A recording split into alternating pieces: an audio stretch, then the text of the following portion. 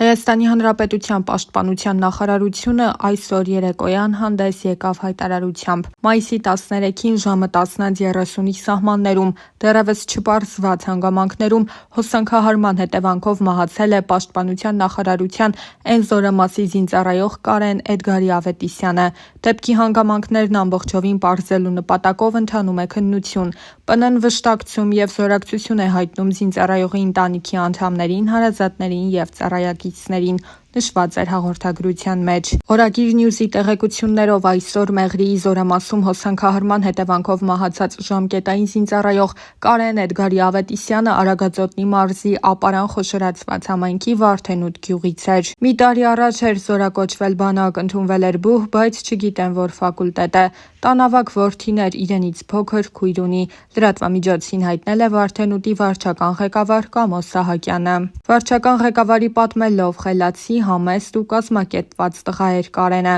Ծնողները հողագործությամբ են զբաղվում, անասնապահությամբ։ Կարենը շնորհքով տղա էր, գյուղում բոլորը սիրում էին, ասել է Կամո Սահակյանը։ Խաղաղ պայմաններում զինծառայողների մահվան դեպքերը հանրապետությունում լուրջ են։ Դեռ 2023 թվականին Հայաստանի Հանրապետության զինված ուժերում գրանցվել է 83 մահվան դեպք, որոնցից 64-ը ոչ մարտական պայմաններում։ Սա 2022 թվականի համեմատ 30%-ի աճ էր։ Հատկանշական է, որ 2022 թվականին գրանցվել էր 64 մահվան դեպք, որոնցից 32-ը խաղաղ պայմաններում։ Մահվան հիմնական պատճառները եղել էին զենքի և պայթուցիկ նյութերի հետ վարվելու կանոնների խախտումը, ավտովթարները, առողջական խնդիրները, ինքնասպանությունները կամ ինքնասպանության դրդումը, պատահարները, սպանություններն ու հրադադարի խախտումները։ 2023 թվականի հունվարի 19-ին Գեղարքունիքի մարզի Ազատ գյուղում զինվորական կացարանի հրդեհի հետևանքով զոհվել էր 15 ժամկետային զինծառայող։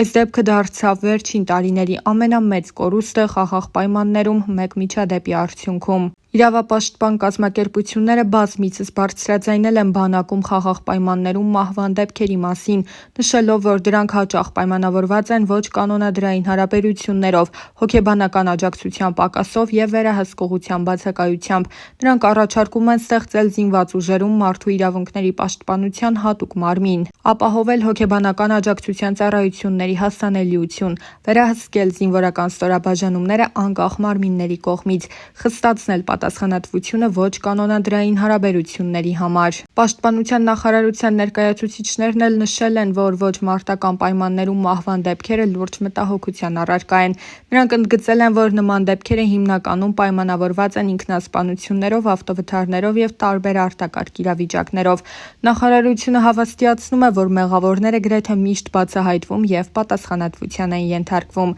Դեռ 2023 թվականին Ժողովուրդ օրաթերթը վերլուծություն էր կատարել ու գրել էր. Ուղիղ 3 տարի առաջ այս օրերին 2020-ի հունվարի 10-ին, երբ հայ հասարակության մտքով անգամ չէր անցնում, որ ընդամենը ամիսներ անց Ադրբեջանի սանձազերծած աղետաբեր պատերազմը հազարավոր զոհերի ու տարածքային կորուստների պատճառ է դառնալու, վարչապետ Նիկոլ Փաշինյանը իր իսկ կառավարությանը դրվատելու մղումներից ելնելով ի լուր աշխարհի հայտարարում էր. 2019 թվականի ընթացքում հայոց բանակում բոլոր պատճառներով զոհերի պատմական մինիմում է արձանագրվել, այսինքն մեր բանակում երբեք ավելի քիչ զոհ չի եղել, քան 2019 թվականին։ Սակայն այնինչ տեղի ունեցավ ու տեղի է ունենում առ այսօր հայոց բանակում, Փաշինյանի իշխանության իրական դեմքն ու պատկերն է ներկայացնում։ Ժողովուրդ օրաթերթը օգտվելով բաց աղբյուրներում հրապարակված տեղեկատվությունից հավաքագրել է, թե 2018-ի իշխանափոխությունից մինչև այս պահը Փաշինյանի կառավարման ժամանակահատվածում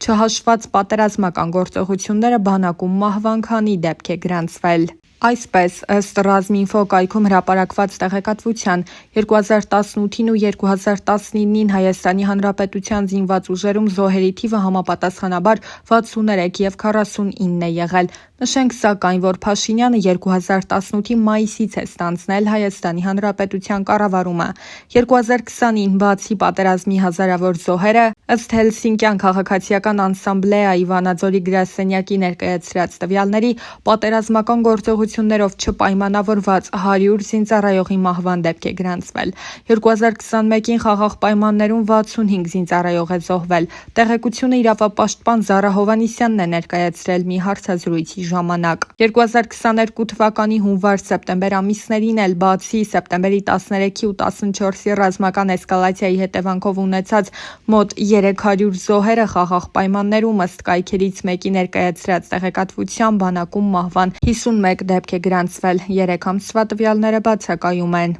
Ամենասարսափելին ցավոք 2023-ի հենց սկզբին գրանցված դեպքն էր Գեղարքունիքի մարզի ողբերգությունը, ինչի ժամանակ ժամկետային 15 զինծառայող հրդեհի զոհ դարձավ։ Ի դեպ, ըստ ռազմական փորձագետների ու բանակի հարցերով զբաղվող քաղաքացիական հասարակության ներկայացուցիչների, մինչև այս խաղաղ պայմաններում այդչափ թվով միաժամանակյա մահերի միջադեպ երբևէ չէր գրանցվել։ Այսպես, իմի բերելով վերոգրյալ թվերը մոտավոր այսպիսի պատկեր է ստացվում։ Նիկոլ Փաշինյանի կառավարումից ի վեր առ այս պահը խաղաղ պայմաններում չհաշված 2020-ի 44-օրյա ու 2022-ի սեպտեմբերյան երկօրյա պատերազմները 343 զինծառայող է զոհվել։ Եթե այս թիվը համեմատելու լինենք մինչև Նիկոլ Փաշինյանի կառավարումը եղած նախորդ 4 տարիների հետ, այդ ժամանակ հանրապետության նախագահը Սերժ Սարգսյանն էր, ապա նորից ըստ Ռազմինֆոայեմի ներկայացրած տվյալների ապրիլյան քառօրյա պատերազմի զոհերը չհաշված, Սարգսյանի կառավարման վերջին 4 տարիներին բանակում մահացության 256 դեպք է գրանցվել,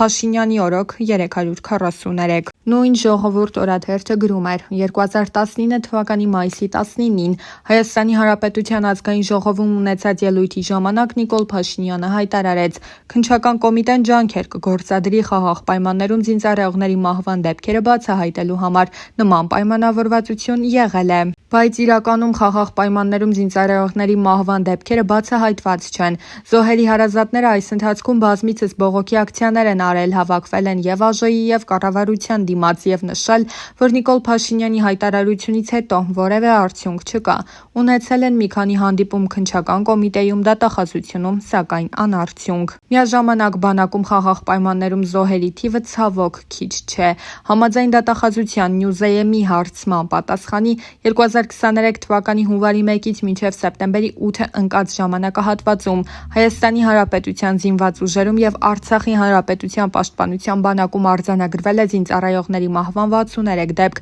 որից միայն 5-ը սեպտեմբերի առաջին շաբաթվա ընթացքում։ 2022-ին գրանցվել է 64 դեպք, սակայն ոչ թե 7 ամիսներին, այլ 12։ Նույն թվականին եւս 224 զինծառայող զոհվել է սեպտեմբերյան հարձակման հետևանքով։ 2021-ին գրանցվել է մահվան 74 դեպք։ 23 թվականի հունվարի 19-ին Գեղարքունիքի մարզի Ազատ գյուղի տարածքում տեղակայված Պաշտպանության նախարարության Էնձորամասի ինժեներասակրավորային վաշտի կացարանում հրդեհ բռնկվեց, որի հետևանքով զոհվեց 15 զինծառայող։ Քննությունն այն մասով է, թե ինչպես պատահեց հրդեհը, ով բենզինը բերեց, ով լցրեց եւ այլն, սակայն պատշաճ բացատրություն չտրվեց, թե ինչու է Պաշտպանության նախարարությունը զինվորներին պահում խրճիթային պայմաններում։